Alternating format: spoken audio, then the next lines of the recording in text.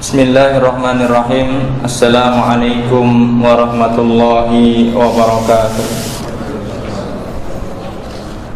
Alhamdulillahirabbil alamin, wassalatu wassalamu ala sayyidina Muhammadin wa ala alihi wa ashabihi ajma'in, amma ba'd.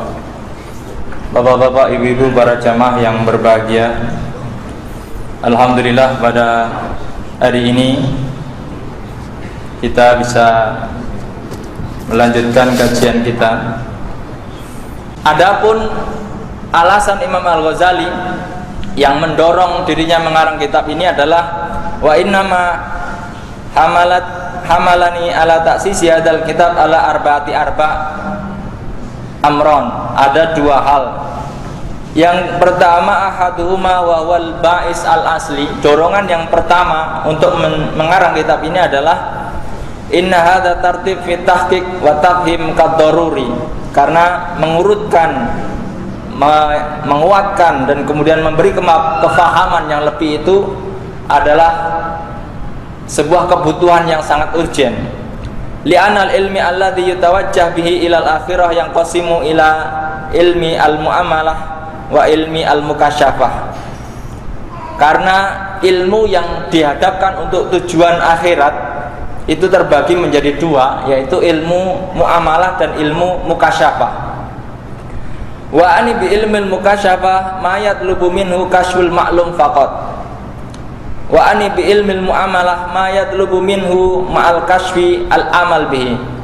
Dikatakan di sini yang saya maksud dengan ilmu mukasyafah adalah sesuatu yang dibutuhkan untuk memberikan kepahaman saja. Akan tetapi yang dimaksud dengan ilmu muamalah adalah ilmu yang diberitahukan, lah kemudian bagaimana cara menerapkannya di kehidupan. Kemudian bais yang kedua, dorongan yang kedua dalam mengarang ini adalah ani ra'aitu ar-raghabah min talabil ilmi sadiqatin fil fiqhi alladhi soluha inda man la yakhafullahu subhanahu wa ta'ala bi ilal mubahah wal istidhar bijahi wa manzilihi bil munafasat. Ini mendorong atau mungkin untuk memperbaiki orang-orang yang mungkin sudah ahli di bidang fikih, hukum-hukum, akan tetapi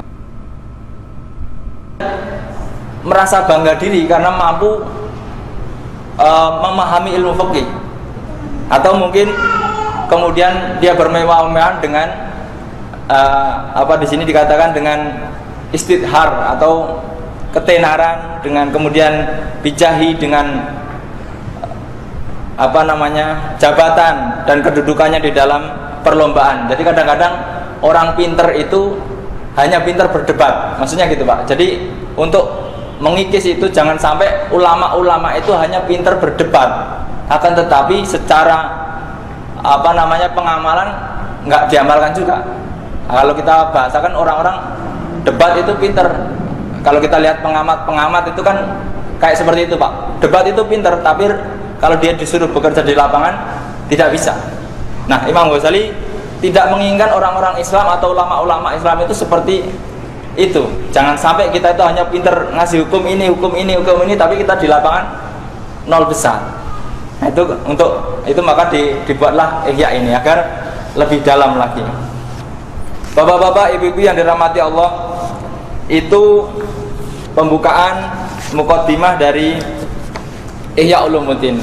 Mungkin kita masuk sedikit di dalam jilid yang pertama tentang ilmu. Kita bahas Kitabul Ilm, kitab tentang ilmu. Wa fihi sab'atu abwab. Maka tadi dikatakan di dalam jilid 1 ada 10 kitab. Di dalam satu kitab ada 7 bab. Kita masuk kitab yang pertama, kitab ilm, dan di dalam kitab ilmi ada 7 bab. Bab yang pertama fi fadlil ilmi wa ta'lim wa ta'allum. Bab tentang keutamaan ilmu mengajarkan ilmu dan belajar ilmu. Jadi bukan hanya ilmu dan mempelajari, tapi mengajarkan juga ada fadilahnya. Ilmu, mempelajari ilmu dan mengajarkannya. Al-babul awal bi fadlil ilmi wa ta'lim wa ta'allum wa syawahiduhu minan naqli wal aql. Bab pertama tentang ilmu, belajar dan mengajar, serta syahid-syahid atau dalil-dalil dari Al-Quran dan dari logika. Yang pertama, fadilatul ilm. Syawahiduha minal Quran qauluhu azza wa jal, a'udzu billahi minasyaitonir rajim. Syahidallahu annahu la ilaha illa huwa wal malaikatu wa ulul ilmi qa'iman bil qist. Dikatakan dari ayat ini, fangdur kaifa bada'a subhanahu wa ta'ala bi nafsihi wa sanna bi malaikati wa salasa bi ahlil ilmi. Dalam ayat itu mengatakan bahwa syahidallahu annahu la ilaha illa huwa wal malaikatu wa ulul ilmi. Ini adalah orang-orang yang menyaksikan bahwa sesungguhnya Allah adalah Tuhan yang esa dan tidak ada Tuhan yang lain. Itu yang pertama, bersaksi adalah Allah sendiri. Kemudian yang kedua menjadi saksi adalah malaikat. Yang ketiga itu adalah wa ulul ilmi qa'iman bil qisti. Orang yang punya ilmu yang melaksanakannya dengan sebaik-baiknya. Jadi kalau dia punya ilmu tapi nggak melaksanakan, kadang-kadang dia tidak akan mengakui Tuhan. Maka nanti kita lihat ada profesor-profesor semakin pinter semakin tidak mengakui Tuhan. Itu kan ada. Nah, tidak qa'iman bil qisti. Padahal orang yang beriman, atau kalau kita simpelkan, orang yang beriman itu adalah orang-orang yang punya pengetahuan. Kalau nggak punya pengetahuan, bagaimana bisa beriman? Kira-kira seperti itu. Wa nahika bi'ada syarafan wa fadlan wa jala'an wa nablan. Kemudian wa qala Allah Ta'ala yarfa'illahu alladhina amanu minkum walladzina utul ilma darajat. Allah mengangkat orang-orang yang beriman dari kalian dan orang-orang yang mempunyai ilmu darajat, beberapa derajat.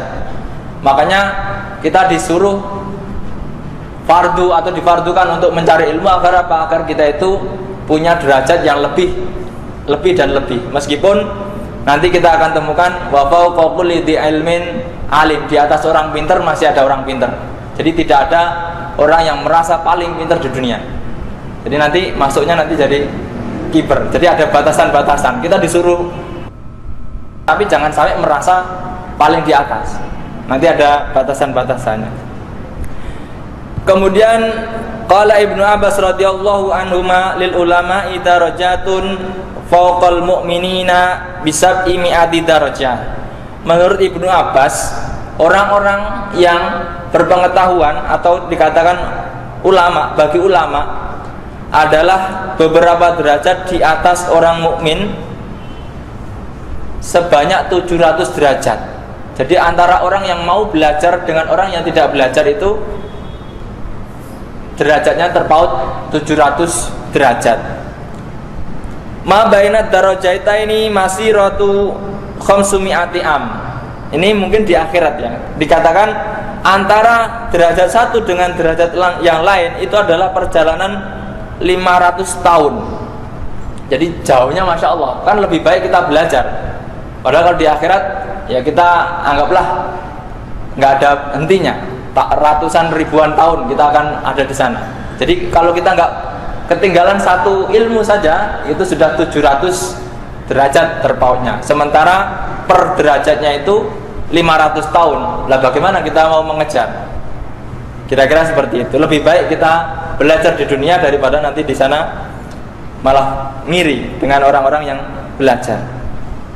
Kemudian di dalam ayat lain, qul hal yastawil ladzina ya'lamuna wal ladzina la ya'lamun. Apakah sama orang-orang yang mengetahui dan orang-orang yang tidak mengetahui? Tidak sama. Orang yang tahu dan tidak tahu apakah sama? Tidak sama. Satu tahu halal, tahu haram, satunya tidak tahu. Apakah sama? Tidak sama. Nah, ini pentingnya belajar. Satu tahu makruh, satunya tidak tahu makruh, apakah sama? Tidak sama. Yang satu tahu adab, satunya tidak tahu adab, apakah sama? Tidak sama. Sama-sama sholat, tapi yang satunya tahu ilmunya, yang satunya tidak, apakah sama? Tidak sama.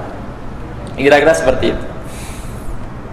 Ayat lain mengatakan innama yakhsyallaha min ibadihil ulama. Ini juga sesungguhnya yang takut kepada Allah dari hamba-hambanya adalah orang-orang yang berpengetahuan. Hanya orang-orang yang tidak berpengetahuan itu yang nggak takut sama Allah. Nggak punya pengetahuan, nggak tahu dosa kan, nggak tahu, nggak takut jadinya. Makanya kalau kita belajar, semakin kita pinter, maka kita akan semakin takut kepada Allah, semakin roja, semakin khauf. Kira-kira seperti itu. Kemudian dalam ayat lain dikatakan qul kafa billahi syahidan baini wa bainakum wa man indahu ilmul kitab. Ayat lain lagi qala alladzi indahu ilmum minal kitabi ana atika bih.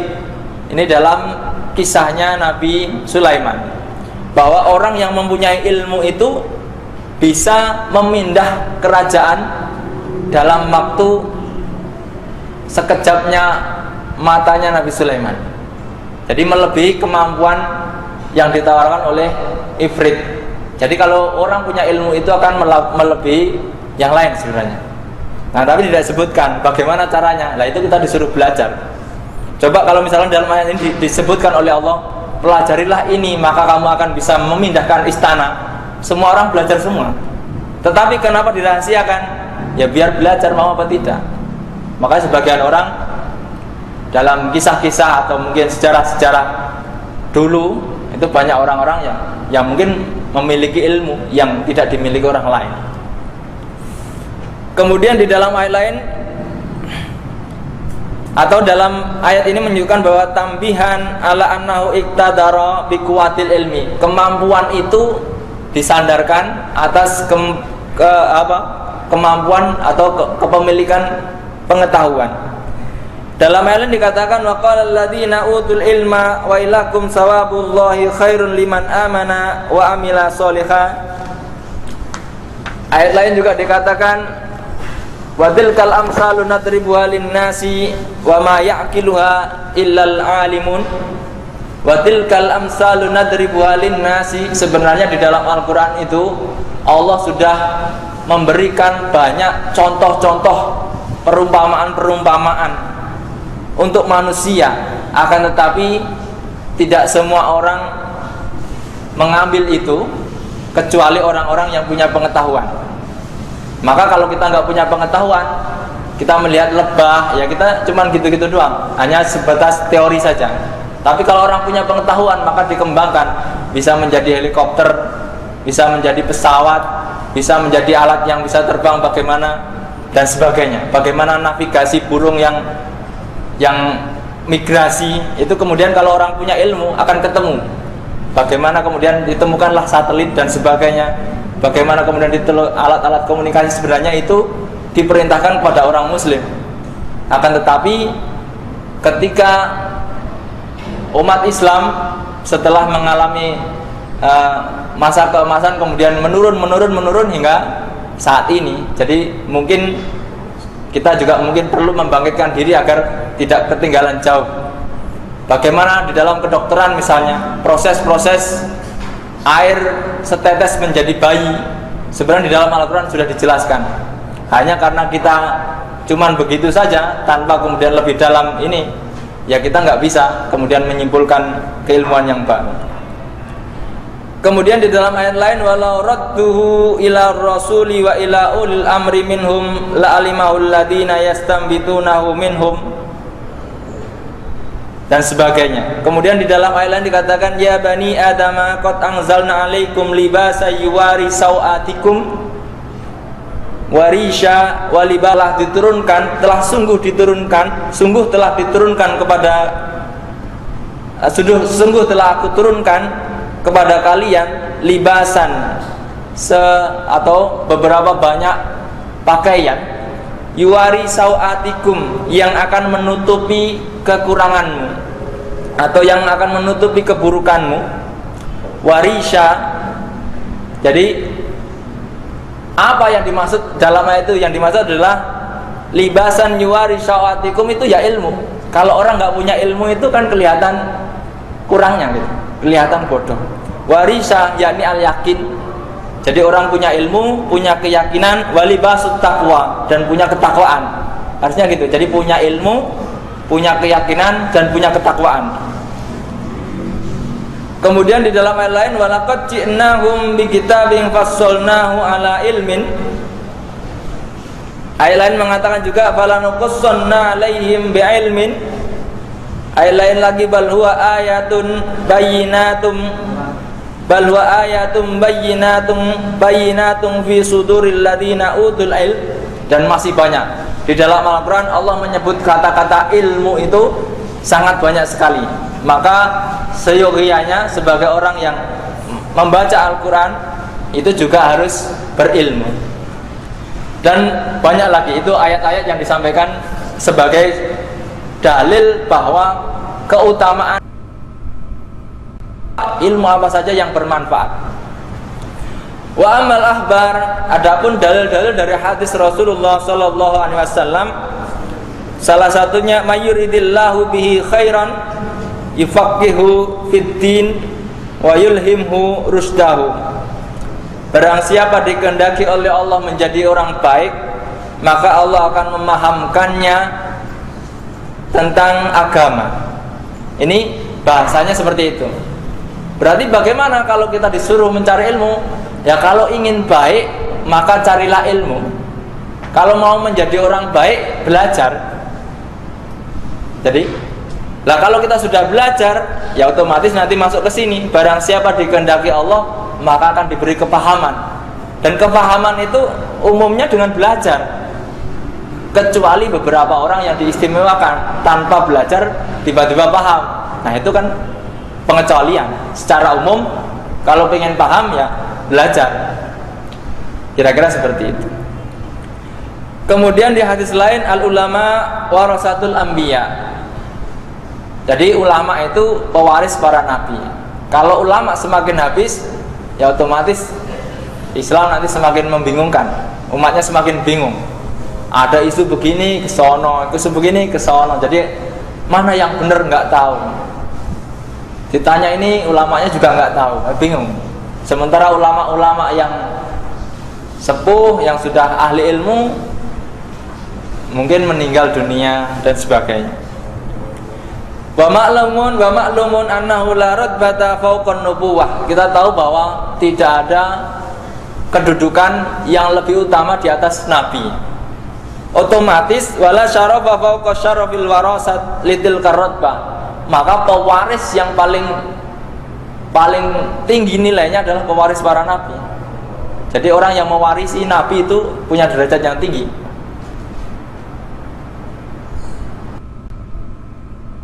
Sallallahu alaihi wasallam yastaghfiru lil alimi ma bis samawati wal ard.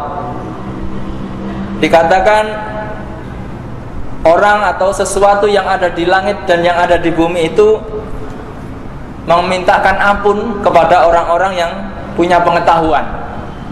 Nanti pada suatu saat mungkin bapak-bapak akan menemukan sebuah hadis bahwa orang alim yang tidur itu lebih ditakuti syaitan daripada orang yang ibadah tapi tidak punya ilmu. Itu. Jadi orang yang ibadah tapi tidak punya ilmu, setan itu mudah sekali menggodanya dan sebagainya. Kemudian di dalam hadis lain dikatakan innal hikmata tazidus syarifa syarafan wa tarfa'ul mamluka hatta yudriku madarikal muluk. Sesungguhnya hikmah itu menambah kemuliaannya orang yang mulia dan mengangkat derajatnya orang-orang yang menjadi budak kepada derajatnya orang-orang yang dekat dengan raja. Jadi kalau budak itu bisa naik derajatnya. Kita bisa lihat di sekitar kita, kalau OB mau belajar itu bisa naik biasanya. Apalagi belajarnya lebih pinter lagi, cepat naik. Ini banyak saya mendapatkan dasar ini, mungkin saya melihat sendiri. Jadi ada yang asalnya itu hanya membantu masak di dapur, akan tetapi dia sekolah, baca buku yang banyak, akhirnya sekarang jadi menantunya kiai. karena pintar juga orangnya. Kemudian di dalam hadis lain dikatakan khoslatani la yakunani fil munafiq husnu samtin wa fiqhun fid din. Dua hal yang tidak ada atau yang tidak dimiliki orang-orang yang munafik adalah husnu samtin wa fiqhun fid din. Di antaranya adalah orang munafik itu tidak akan mempunyai pemahaman di dalam agama. Ya dia mungkin bisa baca Quran, bisa hadis, bisa, tapi nggak paham. Jadi makanya dia ngomong tapi dia nggak melakukan. Kira-kira ya termasuk ayatul munafiki salasa tadi. Kemudian di dalam hadis lain dikatakan juga afdalun nasi al-mu'minu al-alimu alladhi in tija ilaihi nafa'a wa in istughniya anhu aghna nafsahu. Sebagus-bagusnya manusia dari orang-orang mukmin adalah orang yang punya pengetahuan, yang ketika dibutuhkan dia memberikan manfaatnya, dan ketika tidak dibutuhkan maka dia menjaga diri. Jadi kadang-kadang ini nanti bisa panjang di dalam uraiannya. Jadi orang-orang yang dikatakan baik di dalam hadis ini dikatakan adalah orang yang punya pengetahuan, yang ketika dimintai itu bermanfaat ilmunya. Jadi tidak ada ilmu itu, Pak saya mau belajar ini, lo bayar dulu. Nah beda. Jadi itu beda lagi Pak. Jadi tapi di sini ketika diminta ini hukumnya bagaimana? Ya nggak bayar toh. Masa ulama ditanya bagaimana hukumnya ini? Ya kalau mau tahu hukumnya bayar dulu. Nah, itu nggak manfaat namanya. Dan ketika tidak dimintai, tidak kemudian apalah hal-hal melakukan hal-hal yang agar seperti itu, akan tetapi menjaga diri. Ini nanti ada pembahasannya di bagian yang lain. Kemudian dalam hadis lain, al-imanu uryanun wa libasuhu taqwa wa zinatuhu al-haya wa thamratuhu al-ilmu. Iman itu uryan, polos, atau dalam bahasa kasarnya iman itu telanjang. Wa libasuhu at-taqwa, dan pakaiannya adalah ketakwaan. Wa thamratuhu al-ilmu, dan buahnya adalah ilmu. Maka ketika orang sudah mengaku beriman tapi tidak bertakwa, ya tidak menarik. Sudah beriman, bertakwa, kemudian harusnya dia mempunyai ilmu. Biasanya begitu.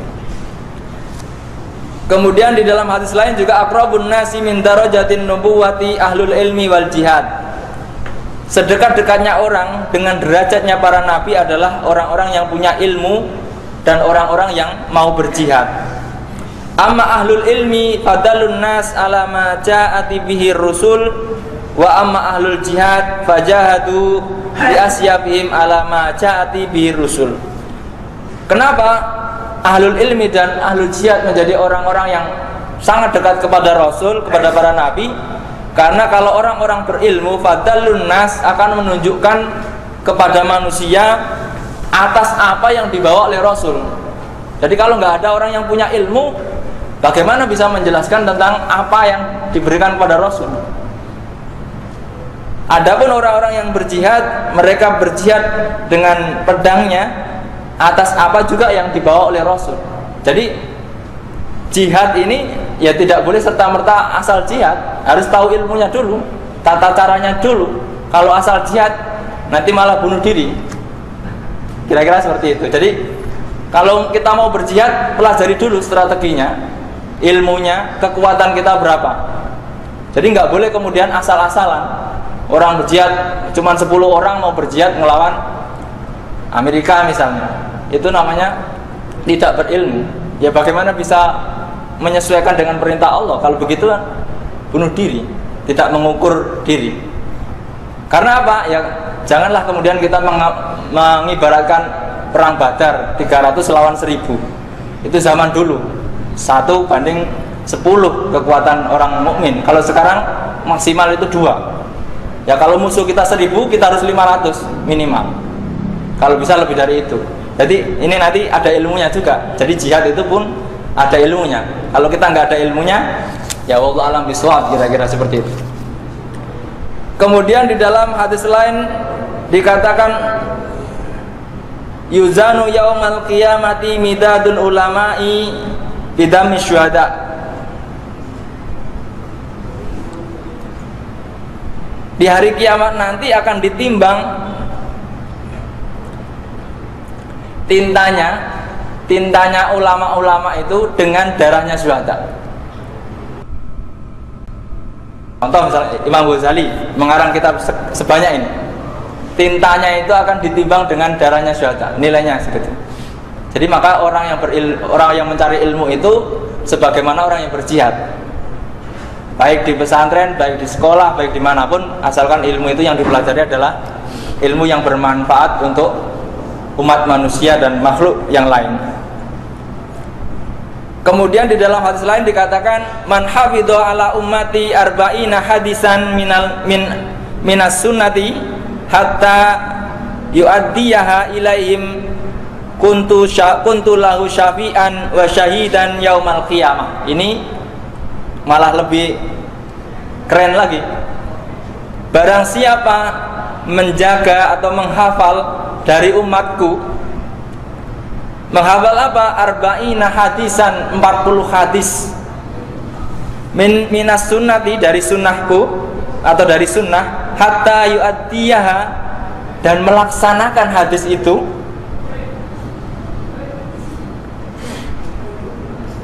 kuntu lahu syafi'an, maka saya menjadi pensyafaat baginya, wa syahidan yaumal qiyamah, dan menjadi saksi.